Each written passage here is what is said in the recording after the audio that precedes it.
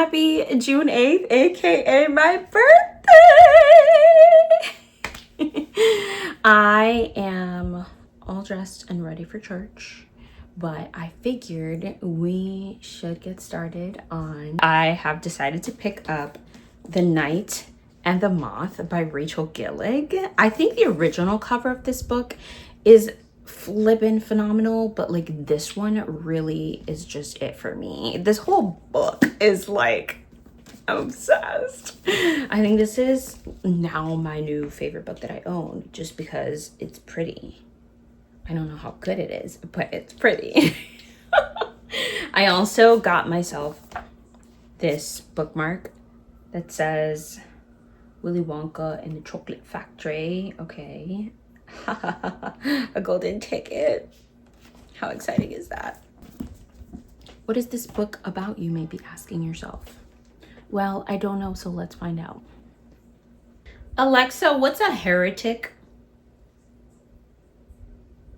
A heretic is someone who maintains religious opinions that contradict established doctrines or reject certain articles of faith.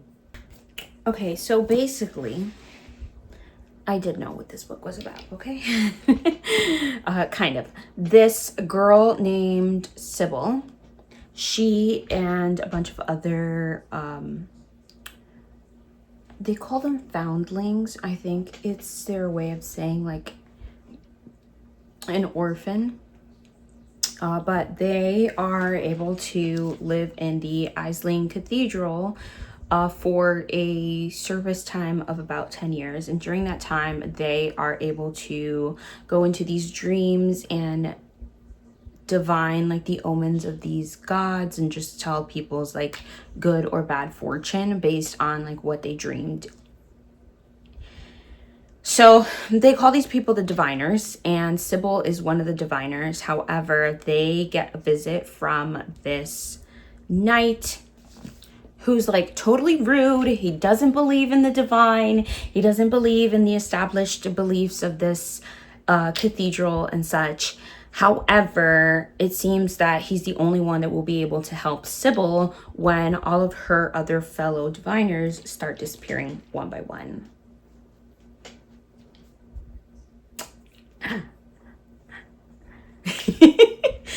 I'm excited about this book, though I do think that it will take me a bit of time. I started to pick it up last night, and I did notice that it took me about an hour to finish 25 pages. There's not a lot of words on the page.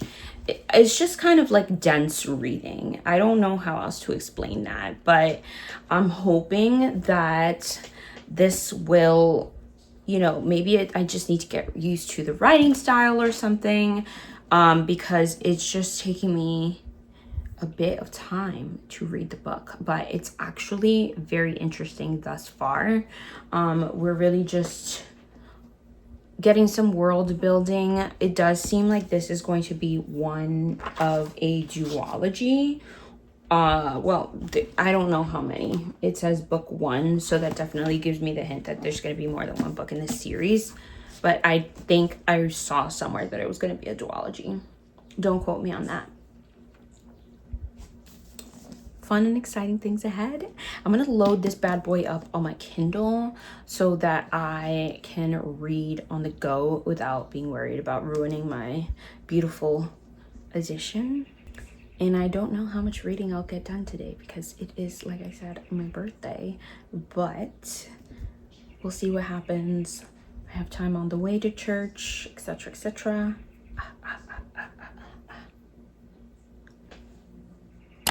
Guys, what a great birthday. I saw that Barnes & Noble is having up to 25% off on paperbacks, and then I had a 10% off for my membership, and then I got a coupon for my birthday, and that's how I ended up with some free books.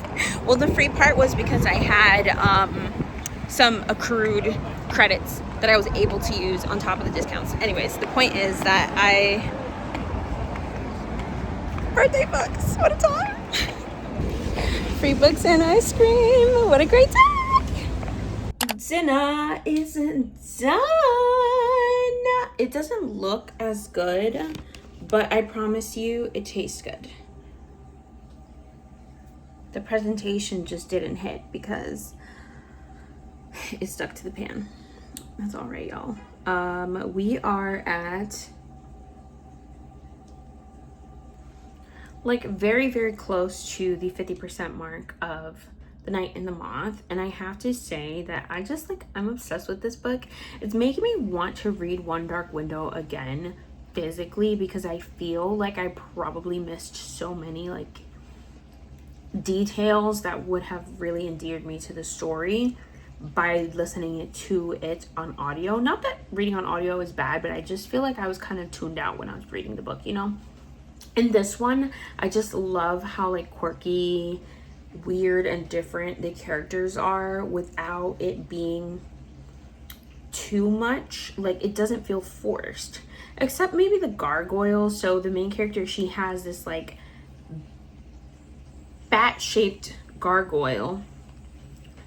He is one of the protectors in Aisling Castle, which is where the diviners do their dreams and stuff, and where they stay and live under the care of the abbess. And so the gargoyles, they kind of like, in my brain, they're like the abbess's minions.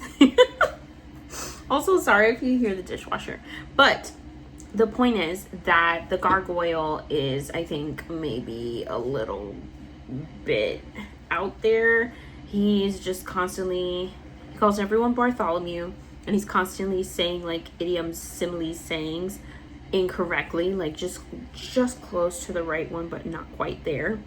And I think that part a little bit takes away from like the seriousness of the story. But besides that, the quirky and weirdness of the characters, I do actually really enjoy and kind of like endear you to them in a way, you know? I also really like how the main character, like, she's just so naive about the outside world, and so it makes it really easy to kind of do the world building and learn about the world, because she's learning about it along with you. So it's kind of a more relatable and enjoyable journey as we navigate, I don't even know what the like full world, continent, whatever it is called, but either way, I'm having a great time.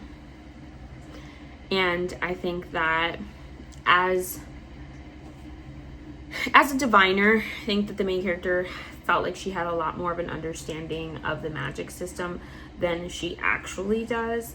And so just kind of getting to know more and more revealed little by little as the story goes on is really keeping me on the edge of my seat.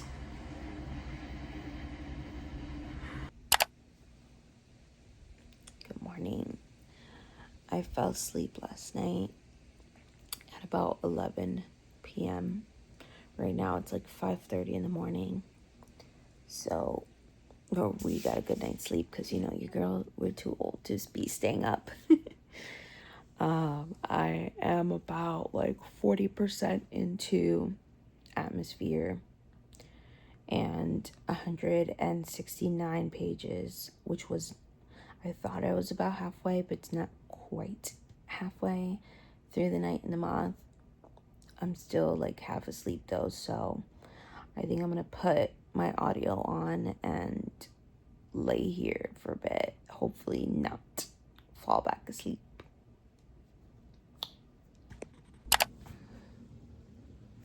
This is so bad. I've been like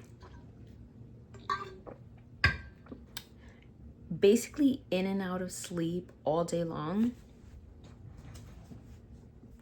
I keep picking up The Night and the Moth, and it's not that it's not good, guys, okay? It's just that I'm tired.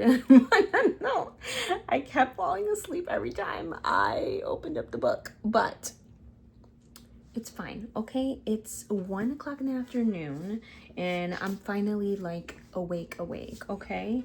I'm at 280 pages out of 385, which means that I have about 105 pages left until I finish this book.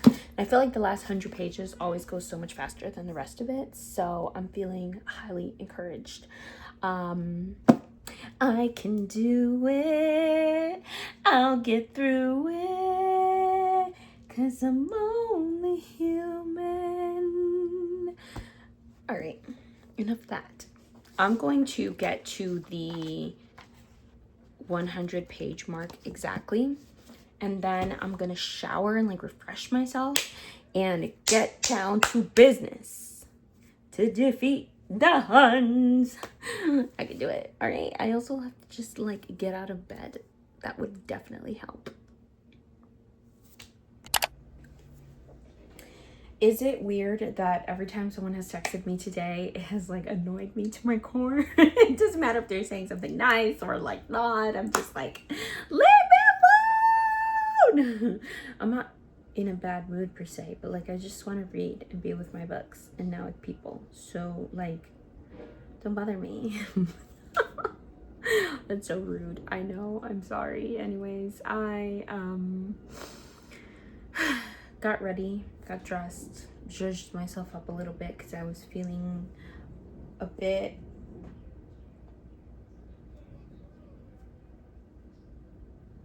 I don't know the word, just like unattended to. I needed to like make myself feel a little more alive.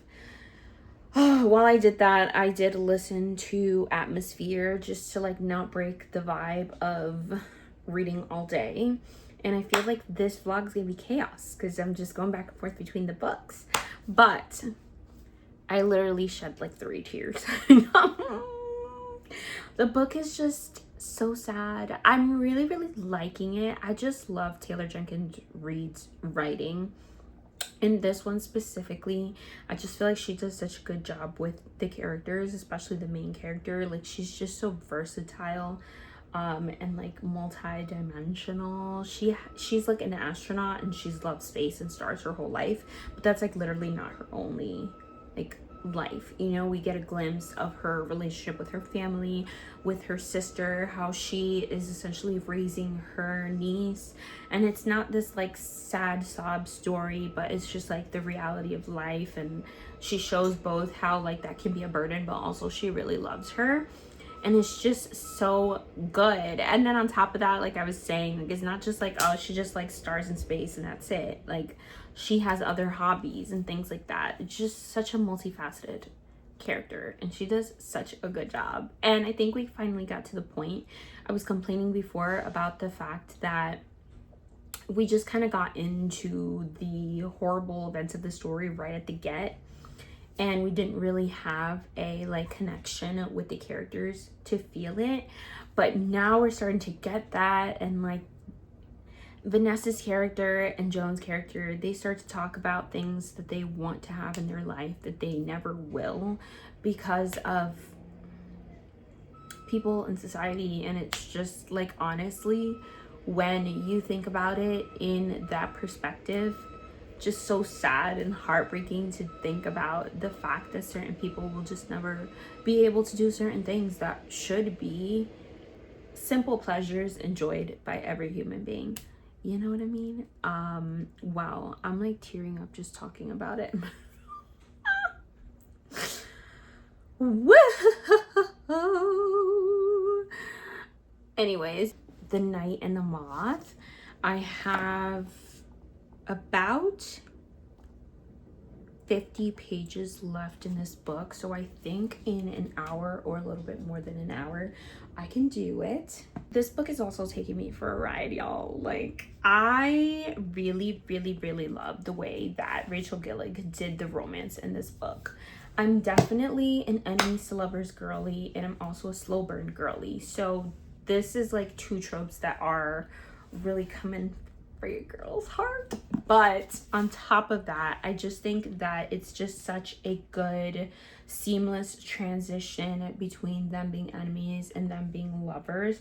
Like, you can see how it may like progress throughout the story, and how that one moment where it finally becomes what it becomes, it's like, okay, we all knew we were like getting to this point and it feels right and good and I love it.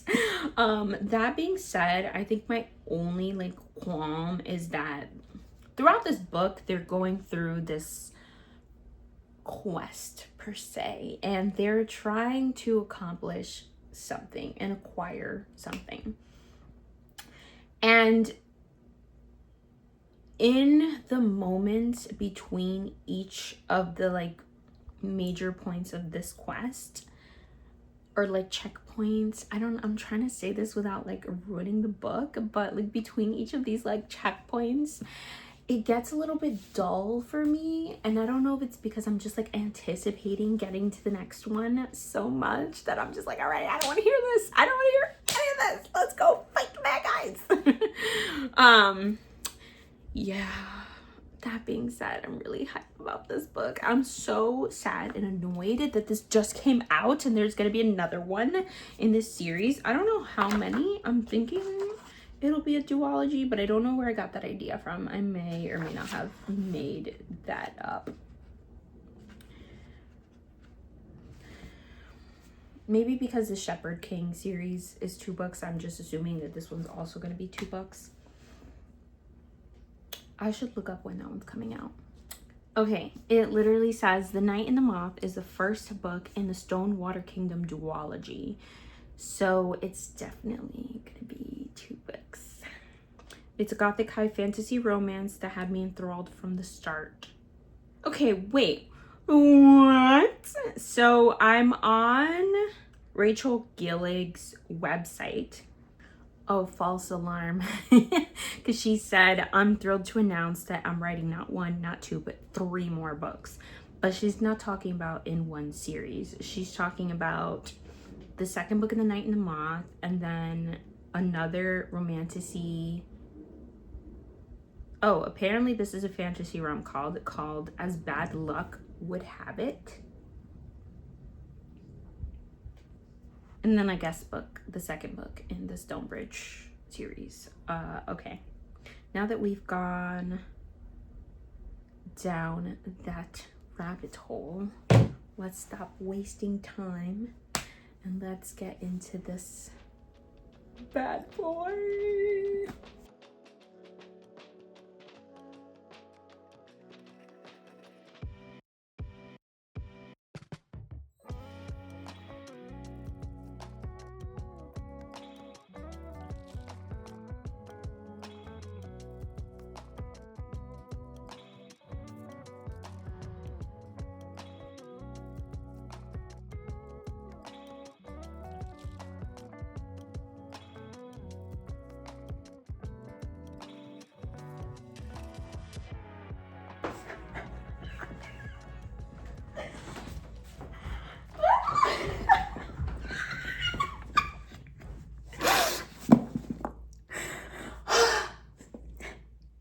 I finished. How will I go on? There's this part. She literally says, and then they were like all the other things I dared to love.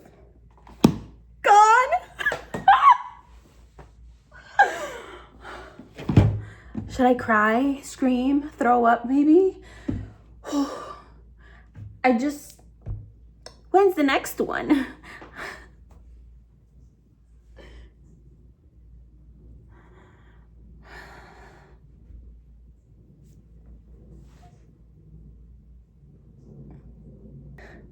Guys, that was so intense.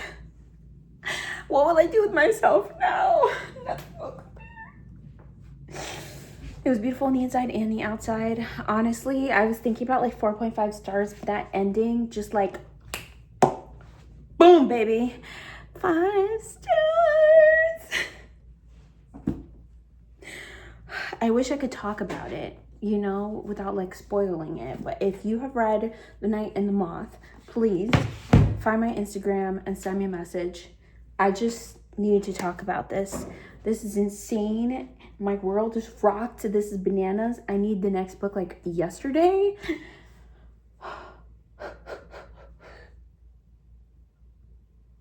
Like, should I cry maybe? I feel like crying. That was horrible.